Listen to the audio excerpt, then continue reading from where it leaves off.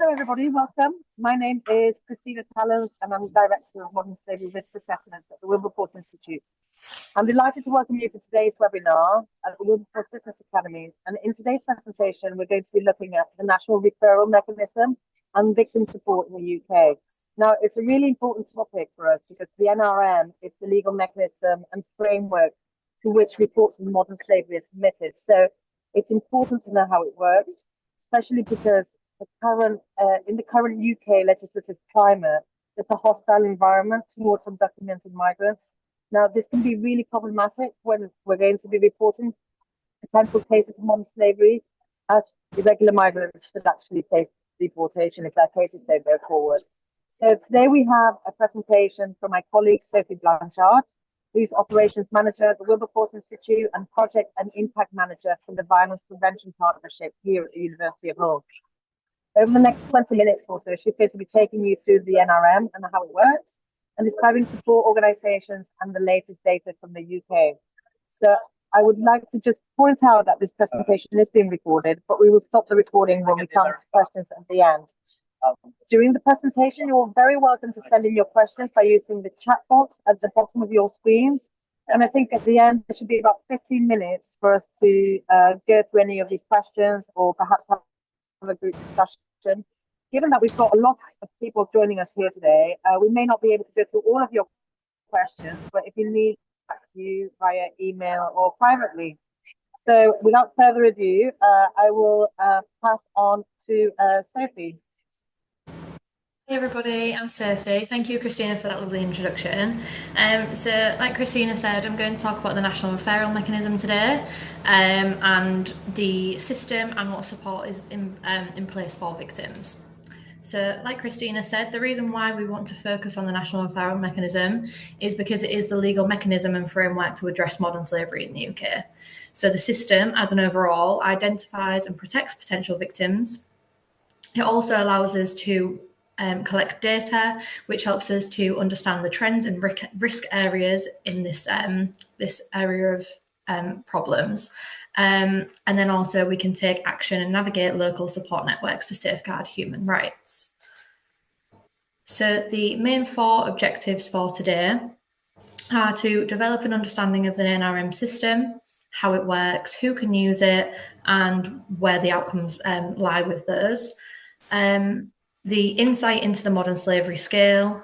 So this is looking at the statistics from the Home Office reports, which are released every year. We're also going to look at the support that's available for adult victims. There is a lot of information on children as well, but I'm not going to touch on that today. And then obviously at the end, if you've got any questions, we can go through that. So the NRM is the UK's framework for identifying and supporting victims of modern slavery.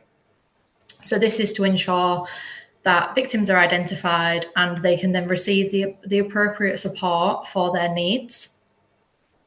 The Home Office is the responsible decision maker in this area, and it's a 2-tier decision-making process, and there are 2 competent authorities that can look at British and non-British nationals.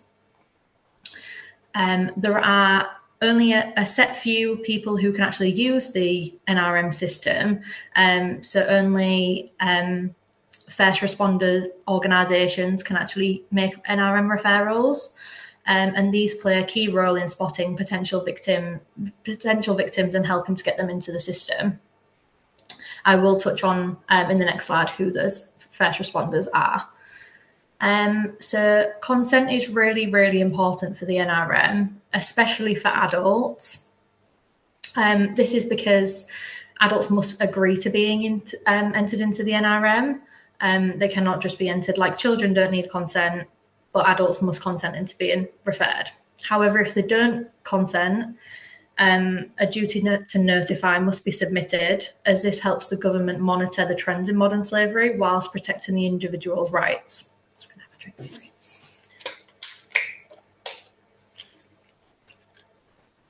Sorry. So a duty to notify submission basically is an NRM referral form, but without any of the information on the actual victim, so we understand what type of exploitation may have occurred, and so we can actually understand the number of victims in the UK. So this has been on a rise every year since it first started in 2009, and the amount of the duty to notify submissions last year was 5,598 cases, which shows obviously at least first responders are putting those in. So it's a good thing that the numbers are going up, but also we would really like victims to actually consent into being in the NRM. We see a lot of non-British nationals consenting to being in the NRM, mainly because their fear of implications of immigration laws. But this is why training is really, really important, so that they can help the victim understand why the NRM is a good thing and what it can benefit them from. Okay, so here's a list of first responders. So you've got the statutory first responders and the non-statutory first responders. So there are a few on that are actually missing from this list, not because I haven't put them on there, but actually because they're just not allowed to be a first responder, which we still don't really know the answer why.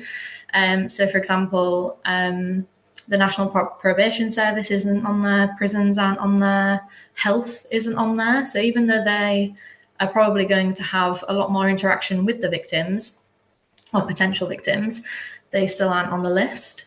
A lot of the non-statutory organisations are actually a part of the victim care contract under the Salvation Army, which they actually provide the support for victims once they're going through the NRM process. Okay, so this is an easier representation of the National Referral Mechanism process. It's quite a long process, and it can take a long time for people to get the decisions that they want, obviously, and get the support that they need. So the first responder will obviously first identify and refer a potential victim. And then this then goes into a reasonable grounds decision. These are usually made within 5 days, but sometimes they can take longer. There is a version for the child victims where they're doing pilots in local communities and local authorities, where the authority can kind of come together, everyone in a partnership, and they can decide whether they believe a child should be given a positive or negative reasonable grounds decision. And it actually helps us because obviously if they're working with a specific social worker or police, then obviously they have more information on those, and they can actually provide that and give reason why they think it should be positive or negative. I think they're in 20 local areas at the moment, but I think they're going really well, so they should hopefully be going out into other areas soon. So if positive for a reasonable grounds decision, the potential victim will enter a recovery and reflection period, which is around 30 days. And this is through victim care contract support, which I will go through later on. And then after that is done, if they have got a positive decision, they go on to the next stage, which is where they look at for a conclusive grounds decision. Again, they say it takes 14 days to exit the service, obviously if it's a negative decision. However, if it's a positive decision, then they will then get the recovery needs assessment. Now, this is something that is in place, so we can decide on a case-by-case basis what every victim will need, because obviously some people might need accommodation, some people might need financial aid, some people might need legal aid, but others might not. So it's always depending on what they are going to need. In October 2024, the Minister for Safeguarding, Jess Phillips, pledged that tackling modern slavery is one of her top priorities and to eradicate the backlog of conclusive grounds decisions within 2 years. Because at the moment, I think the longest time someone's had to wait recently is 627 days. And obviously they're only supposed to be waiting around 30 days. So obviously it's a very long time. They're hoping to do this within 2 years. So they've seen a lot of new Home Office staff being hired. They started early this year. So hopefully they can process the cases and deplete the number of potential victims waiting for their decision. So after a positive decision's been made, the recovery assessment recovery needs assessments being made, then obviously we can communicate with partners, police, social work, anything like that on what they need. If they need any help from health or anything like that, it can all go through there. Then they enter a second recovery period. This normally, I think this is a few years, or it's normally, however, I think there's a set limit, if off the top of my head. And obviously, if they need to leave earlier, they can do, or if they need extra help, then I think they can be put in the right place for that. And then the person afterwards, after they've had all of their help, they will then be exited through the victim care contract support. So let's have a look at some numbers. So every year, the Home Office release the National Referral Mechanism statistics every year from the previous year. They do it in a very neat summary, and then they have these data tables which are quite hard to read. So we always do a summary every year to make it a little bit easier. So in 2024, there was a 13% increase of potential victims of modern slavery in the UK. So this had gone up to 19,125 in the year of 2024.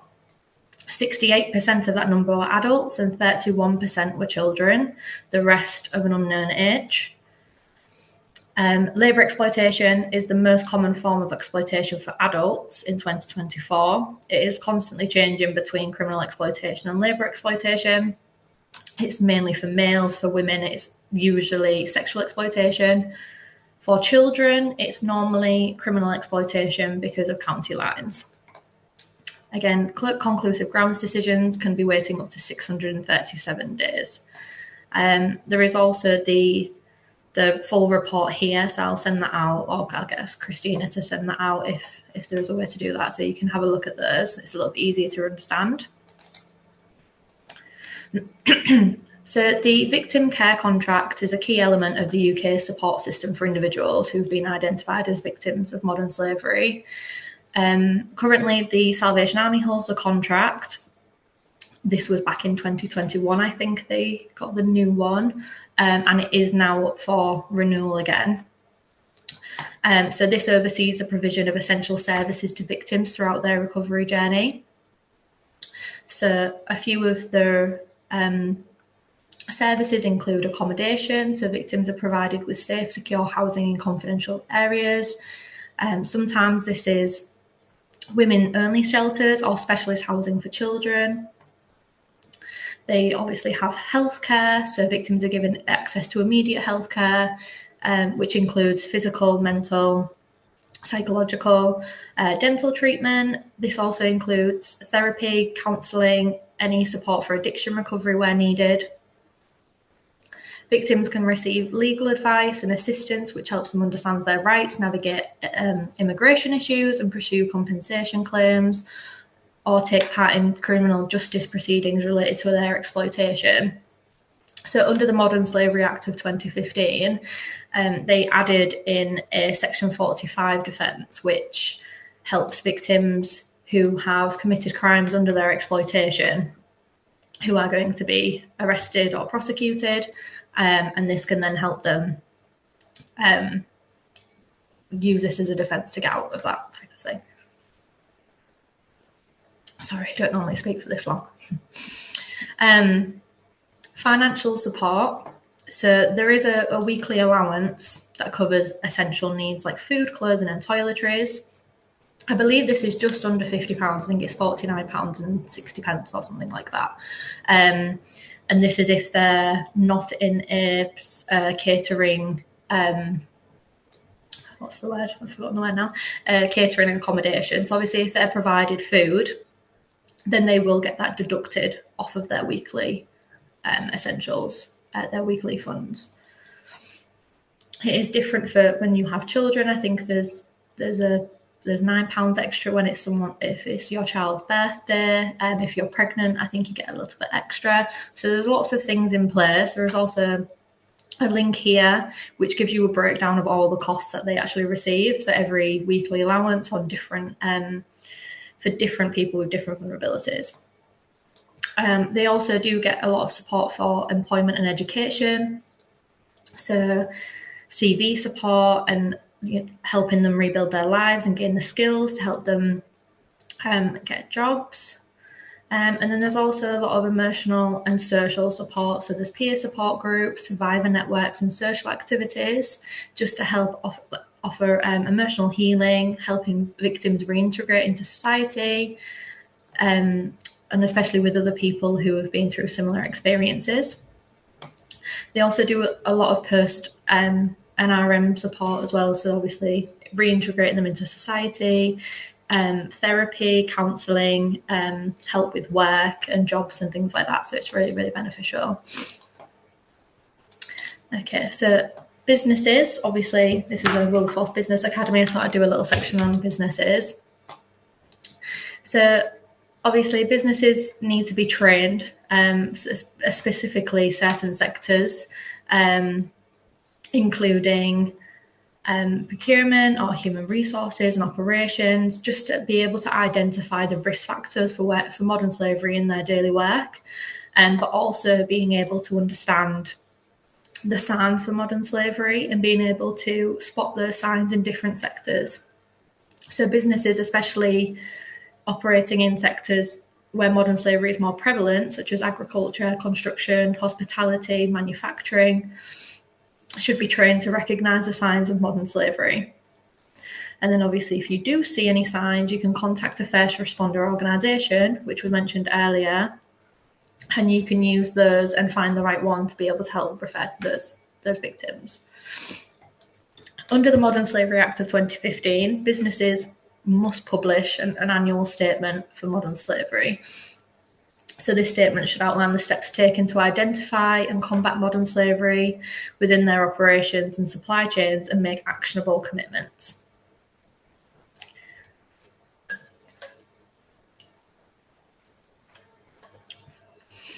So risk management in supply chains. Businesses must assess their supply chains for slavery risks, obviously conducting audits, requiring ethical commitments from suppliers, and implementing traceability to ensure fair labour practices throughout.